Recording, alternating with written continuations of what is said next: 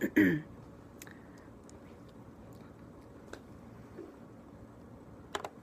my name is Teresa, and I had a friend suggest that I get a sleep study done. That was almost 8 months ago now, but I finally got it done, and I wanted to tell you about it. So first, making the appointment with the sleep center was a little different than a regular doctor's appointment because all of the appointments are at night. Also, unlike a regular doctor, they weren't booked out for the next 3 to 4 weeks. So I was able to get right in the following week. I picked the 9 o'clock appointment, which meant that I would go to bed around 10 o'clock. They wanted me to stick pretty close to my regular bedtime, and I usually go to bed between 10 and 11.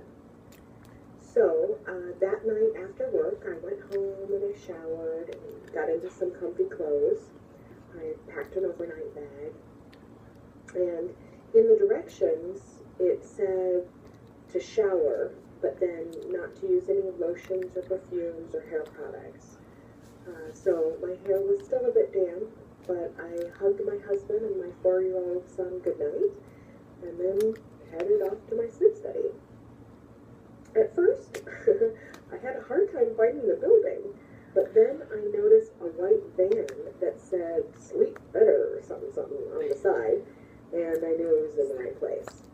So I parked, gathered up my stuff, and I went around to the front entrance. It was so quiet. There was a sign that said, "Sleep study patients, please be seated. A technician will be with you shortly." Yeah, well, sure enough, no sooner had I sat down on the sofa in the waiting room, the technician appeared and led me back to my room. The room looked like a hotel room. Well, maybe a motel room. It wasn't fancy, but it was comfortable. There was a queen-size bed, and bedstands on either side, a lamp, a dresser, a desk, and a chair, and a good-sized bathroom. The technician read over the papers with me, and I had to sign them, and then he said for me to go ahead and get into my pajamas. The bed had wires strewn on it, and he had me sit just on the side of the bed, just on the edge, and try on 2 different CPAP machines. The first one, if you've seen one before, it's kind of like a triangular rubber cup that fits over your nose and your mouth, and it has a strap that goes around the back of your head to keep it on. And then there's a tube that comes out of it that connects to the machine. It's actually the kind that my friend uses, so I had seen one like it before. I put it up to my nose and my mouth, and he flipped the switch to start the airflow. It was horrible. Even with the air flowing, I felt like I was suffocating. It was horrible. Every time I breathed in, it was okay because there was air coming in, but when I breathed out, it felt like I was breathing into a plastic bag. It was just awful. I didn't like it at all.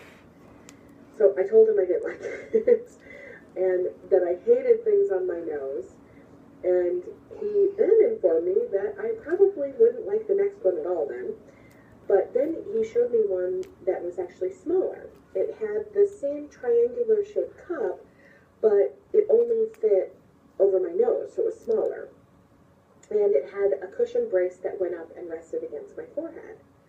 Now, again, there was a strap to hold it on, around the back of my head, and a hose that led to the machine. So I put it up against my nose, or over my nose, and rested it against my forehead, and he turned it on, and it was actually better. I think that the fact that I could breathe through my mouth if I wanted to took away that feeling of being suffocated.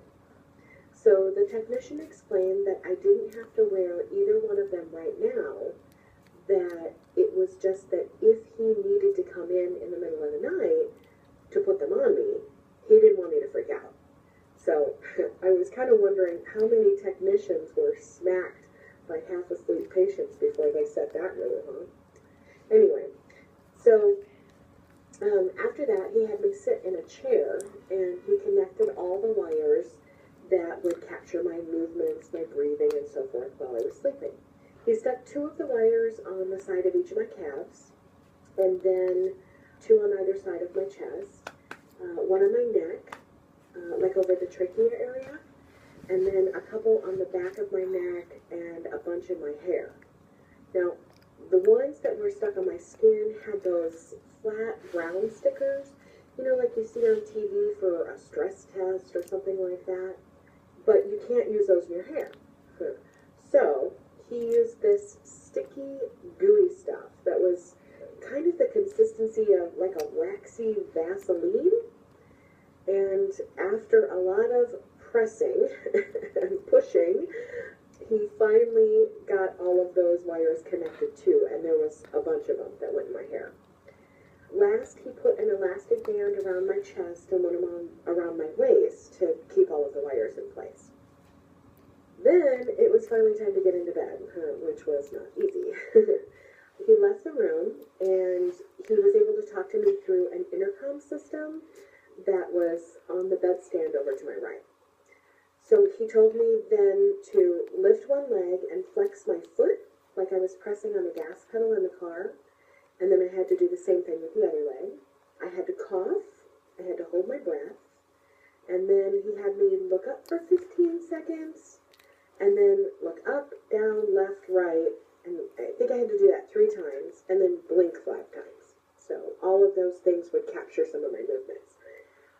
Then it was actually time for me to go to sleep. So the test started, he came in, he turned out the lights, and I actually fell asleep pretty quickly and slept okay.